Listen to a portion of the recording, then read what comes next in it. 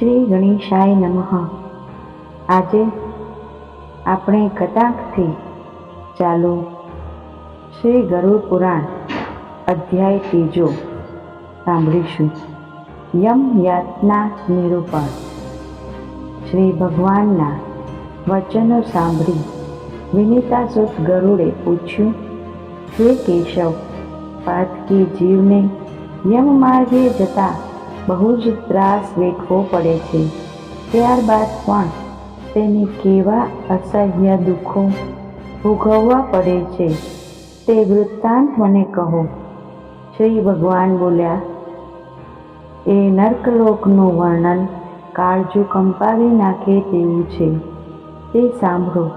પ્રેતાત્માને યમપુરીમાં લઈ જવાય છે. તેનો વિસ્તાર 44 યોજનનો છે. આ યમપુરીની ભયંકરતા જોતા પ્રાણી બહુ જ કલ્પાંત કરે છે ને પોક મૂકીને રડે છે. તે જોઈને ત્યાં રહેતા દૂતો ધર્મધ્વજ નામના દ્વારપાળને ખબર આપે છે. દ્વારપાળ એ પ્રેતાત્માના પુણ્ય અને પાપ જાણીને ચિત્રગુપ્તને કહે છે. ચિત્રગુપ્તને તે વૃત્તાંત ધર્મરાજાને કહે છે. ધર્મરાજા તો સર્વજ્ઞ હોવાથી બધું જ જાણતા હોવા છતાં એ પાપી જીવ માટે ચિત્રગુપ્તને પૂછપરછ કરે છે. ચિત્રગુપ્તને દૂર દર્શન અને દૂર શ્રવણની શક્તિ મળેલી હોય છે. તેથી તે પણ પાપાત્માઓ વિશે બધું જ જાણી શકે છે. એટલે ચિત્રગુપ્ત જે જીવાત્માઓએ મૃત્યુલોકમાં દાન પુણ્ય કર્યા હોય તેમને માટે મોક્ષ અને સ્વર્ગની ભલામણ ધર્મરાજાને કરે છે અને તેના પાપ કર્મ માટે કેવી સજા કરવી છે તે પણ પૂછે છે. જીવાત્માને મૃત્યુલોકમાં જે કંઈ શુભ અશુભ કર્મો કર્યા હોય તેના સાક્ષીઓ ઘણા હોય છે, જેમ કે સૂર્ય, ચંદ્ર, અગ્નિ, વાયુ, આકાશ, ભૂમિ, જલ, યમ, અંતરાત્મા, દિન રાત એ બધાએ જાણતા હોય છે. યમરાજ એ પાપાત્માના અંતકાળ વખતે પોતાનું બિહામણું સ્વરૂપ બતાવે છે. પોતે પાડા પર બેસેલા છે, ઘોર નાદ કરી રહ્યા છે, ઉગ્ર ભયંકર મુખાકૃતિ છે, દીર્ઘ નાસિકા છે. તેમની સમીપે મૃત્યુ અને જ્વર ઊભા છે.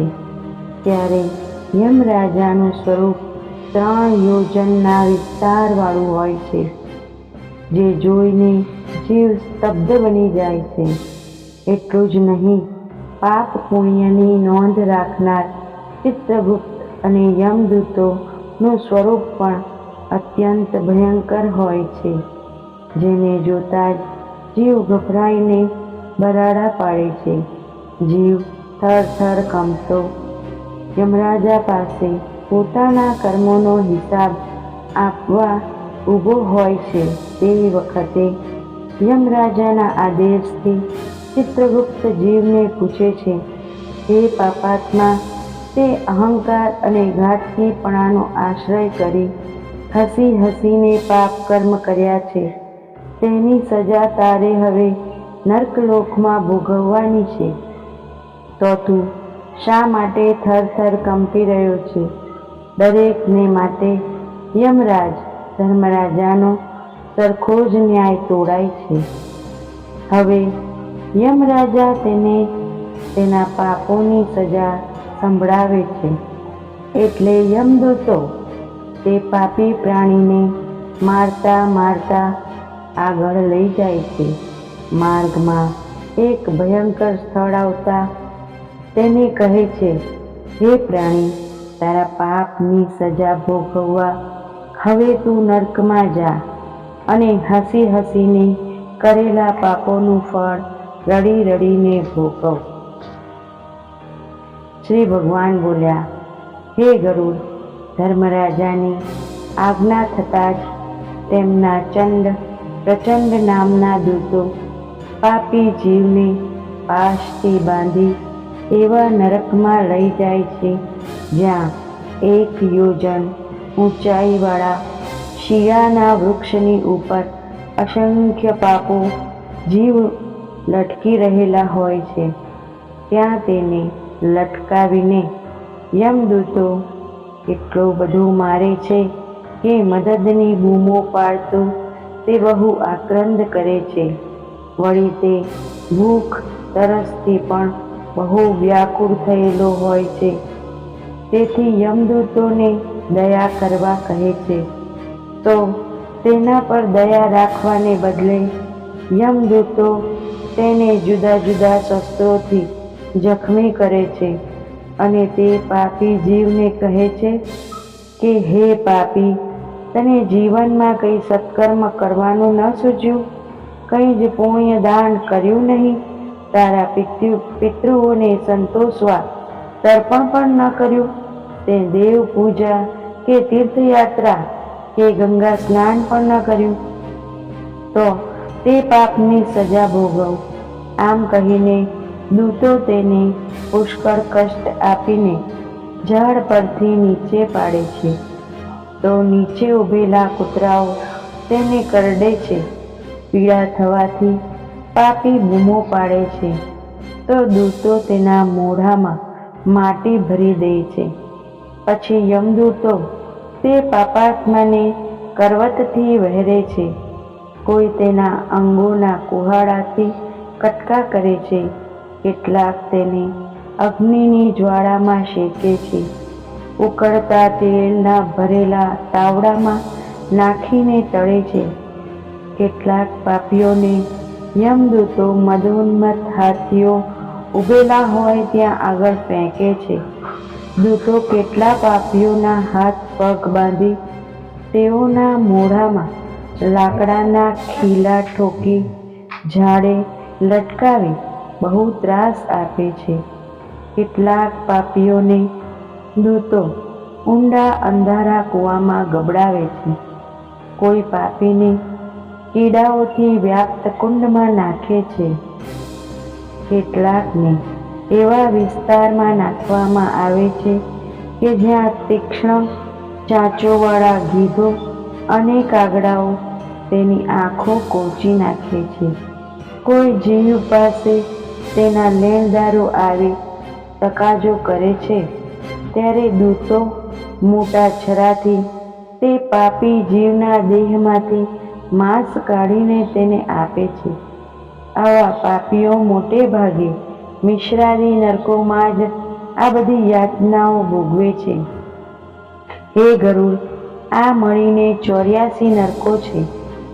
તેમાં પડેલા પાપી જીવને બ્રહ્માના એક દિવસ સુધી મહાકષ્ટ ભોગવવું પડે છે. નર્કલોકની યાતનાઓ વેઠ્યા પછી બધા પાપીઓ શુદ્ધ થઈને મૃત્યુલોકમાં જુદી જુદી યોનિઓમાં જન્મ લે છે.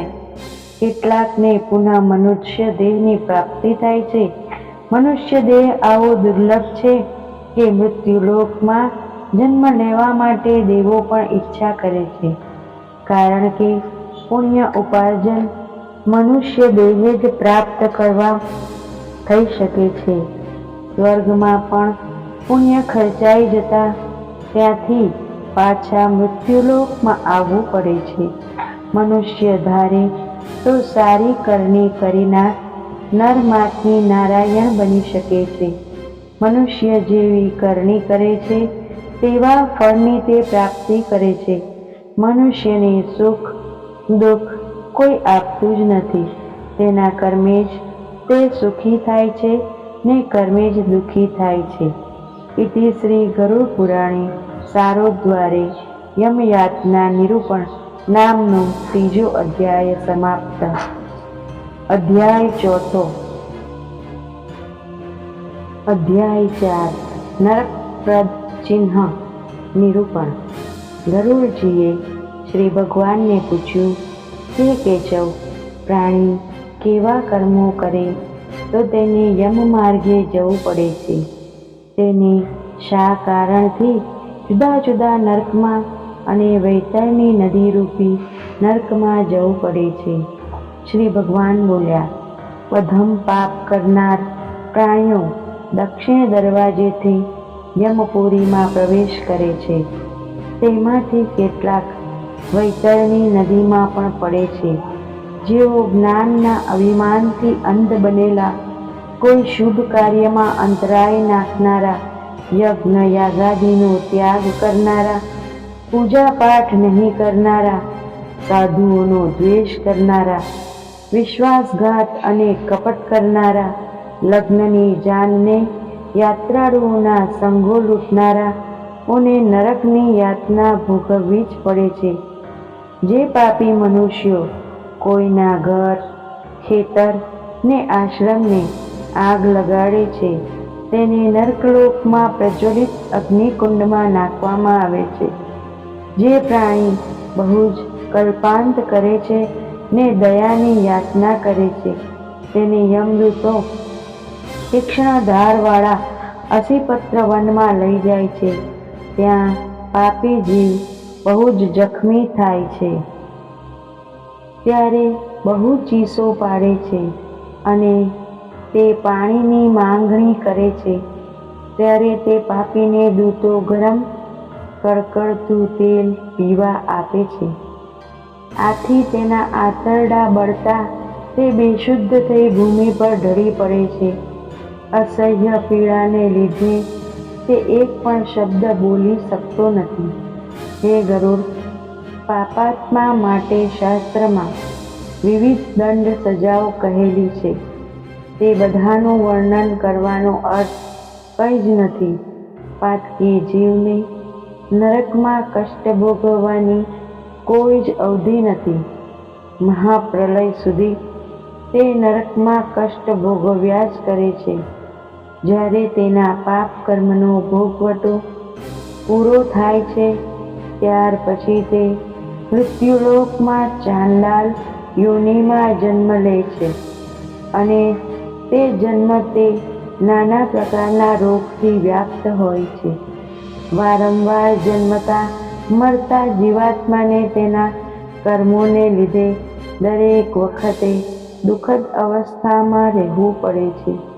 જીવાત્માને જુદા જુદા નરકોમાં લઈ જઈ યમદૂતો અનેક પ્રકારે કષ્ટ આપવામાં પણ પાછું વળીને જોતા નથી. તેનું વધારે વર્ણન આગળ કહીશ. ઇતિ શ્રી ગરુડ પુરાણે સારોદ્વારે નરકપ્રદ ચિહ્ન નિરૂપણ નામનું 4થું અધ્યાય સમાપ્ત. અધ્યાય 5 જન્માદિ દુઃખ નિરૂપણ.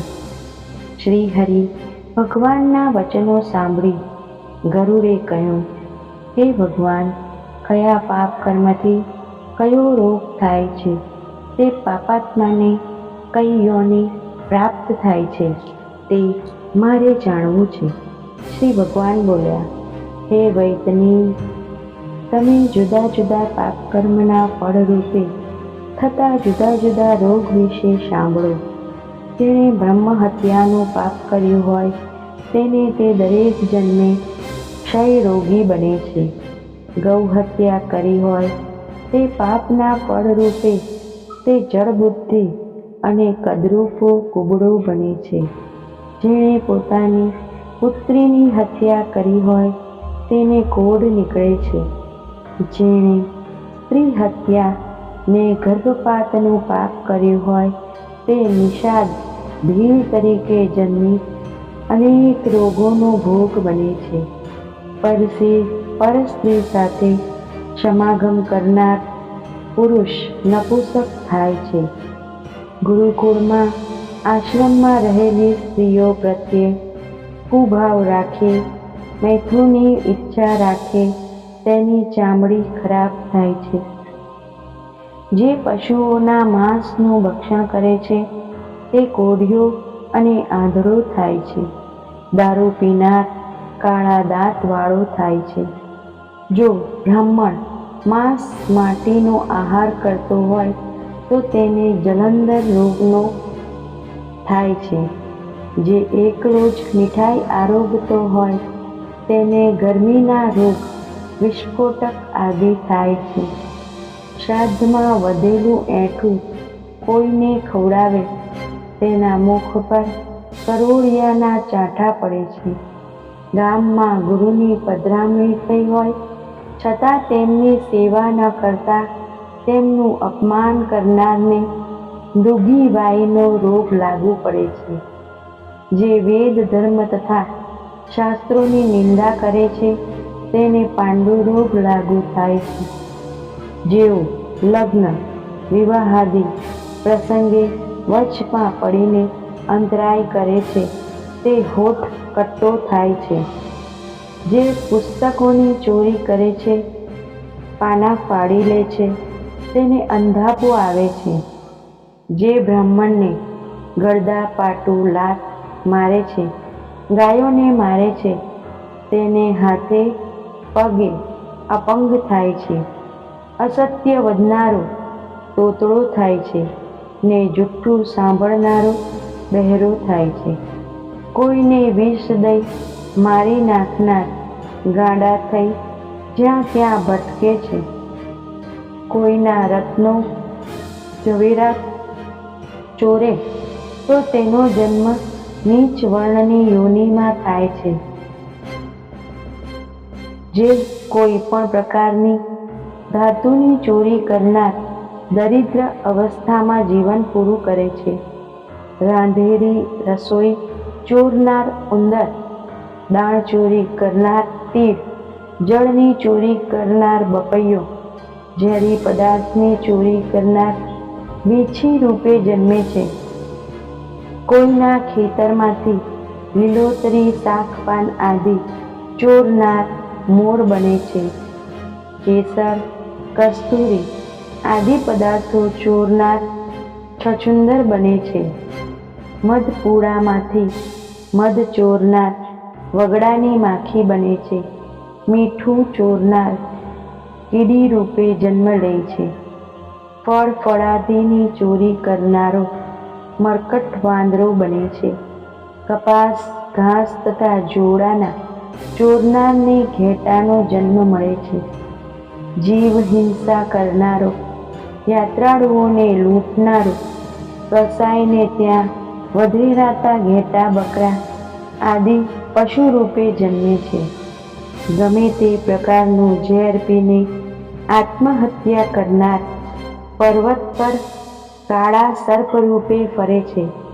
સ્વેચ્છાચારી સ્વચ્છંદી છે તે વનમાં હાથી થઈ આમ તેમ ભટકે છે.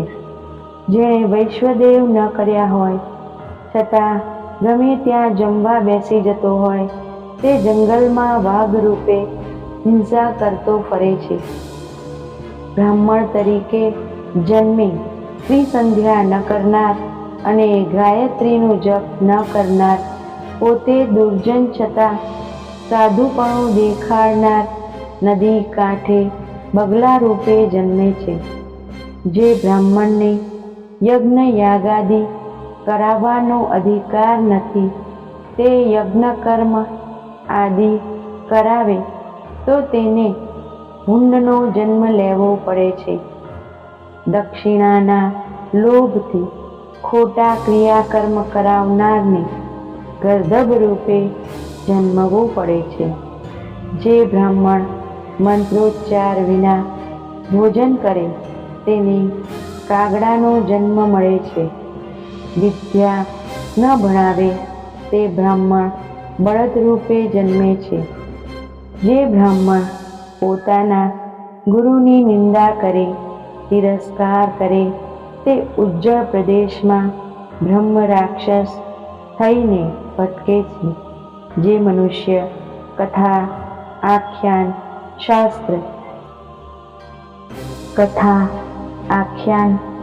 શાસ્ત્ર સાંભળ્યા પછી શ્રદ્ધા ભક્તિપૂર્વક દાન ન કરે તે શિયાળ થાય છે અને મન વગર દેખાવ ખાતર આપે તો તે અજગર રૂપે જન્મે છે. મિત્રનો દ્રોહ કરે તે પર્વત ઉપર ગીધ રૂપે જન્મે છે. વ્યાપારમાં છળ કપટ ઠગાઈ કરનાર ઘુવડ રૂપે જન્મે છે. જે મનુષ્ય દ્વિજવર્ણી અને બ્રહ્મચર્યાદિ આશ્રમોની જ્યાં ત્યાં નિંદા કરે છે તે કબૂતર કે હોલા રૂપે જન્મે છે. જે કોઈની સાથે સ્નેહ બાંધીને તોડે છે, કોઈને આશા આપીને પડી જાય છે, તે ચકોર પક્ષી રૂપે અવતરે છે. જે મનુષ્યના માતા પિતા બહેન ભાઈ ગુરુનો દોષ કાઢે છે ને તેઓની મર્યાદા પાળતો નથી, તે બીજા ભવે તેઓને ત્યાં જ જન્મ લઈ અંતે ત્યાં જ મૃત્યુ પામે છે.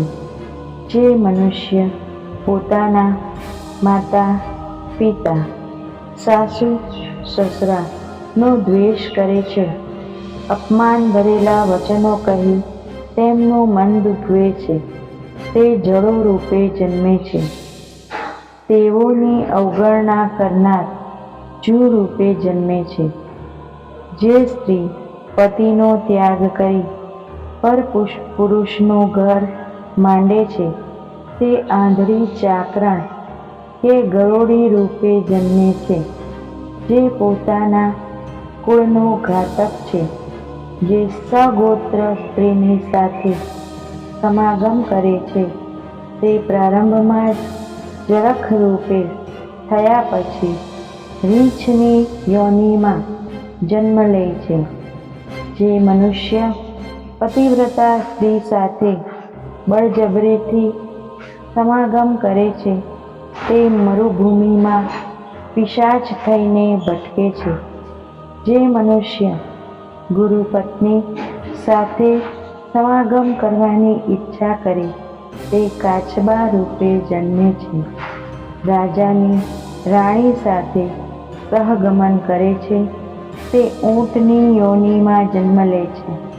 પોતાના પરમ મિત્રની પત્ની સાથે વ્યભિચાર કરે છે, તે ગર્દભની યોનિમાં જન્મે છે.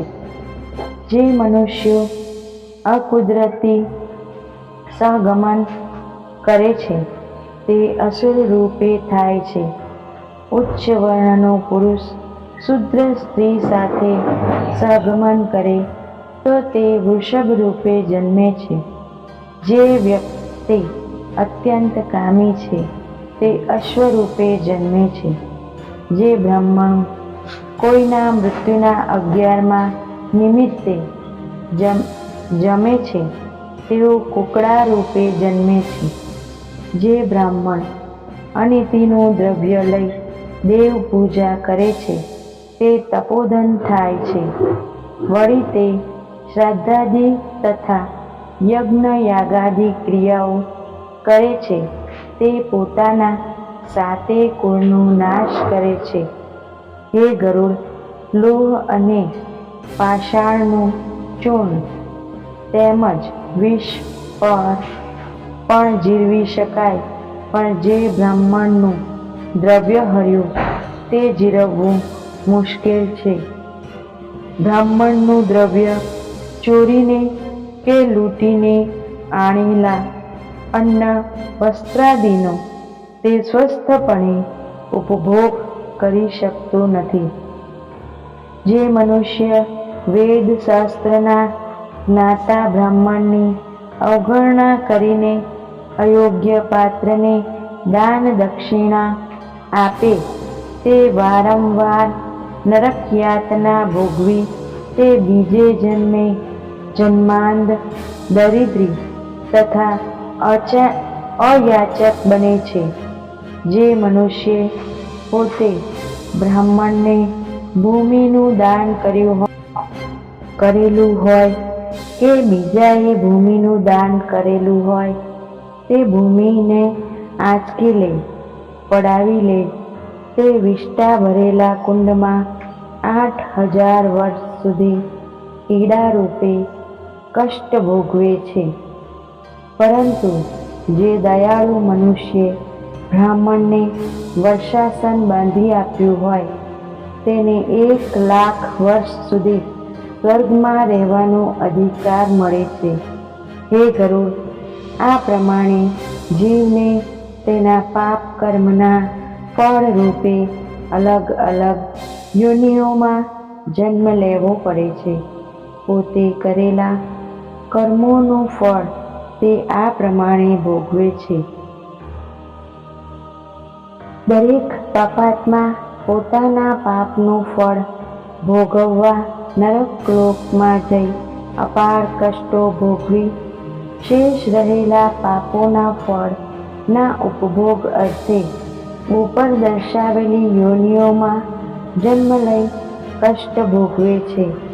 પાપી જીવો મનુષ્ય લોકમાં જુદા જુદા જન્મ લઈ તડકો, વરસાદ આદિથી પ્રાપ્ત થનારા કષ્ટો સહન કરીને જ્યારે તેઓના પાપ અને પુણ્યના પલ્લા સરખા થાય ત્યારે તેમને માનવ જન્મની પ્રાપ્તિ થાય છે. મનુષ્યના મૃત્યુ બાદ ગરુડ પુરાણ અવશ્ય બેસાડવું જોઈએ, જે સાંભળનાર માટે સુખ શાંતિ આપનારું છે. કેટલાક ભાગવત સપ્તાહ પણ બેસાડે છે, તે પણ ઉત્તમ ધર્મ કાર્ય છે. આવા ઉત્તમ શાસ્ત્રો શ્રવણ કરવા છતાં જેવો ધર્મ પ્રત્યે રાગ થતો નથી, પ્રભુ પ્રત્યે ભક્તિભાવ થતો નથી, તેનો જન્મારો વૃથા ગયો કહેવાય. આ કલિયુગમાં નામ સ્મરણથી પણ મનુષ્યને ઉત્તમ ગતિ મળી શકે છે. ઇતિ શ્રી ગરુડ પુરાણે સારોદ્ધારે જન્માદિ દુઃખ નિરૂપણ નામનો 5મો અધ્યાય સમાપ્ત. આગળના વધુ અધ્યાયો સાંભળવા માટે જોતા રહો અમારી ચેનલ શ્રી કૃષ્ણાશ્યામ. અને હા, આપને કોઈ વિડીયો સારા લાગે તો લાઈક, શેર અને સબસ્ક્રાઈબ કરો, જેથી વધુ લોકોને આની જાણકારી મળી રહે. થેન્ક યુ મિત્રો. નમસ્કાર. જોતા રહો બીજા અધ્યાય આવતા અંકે. આભાર.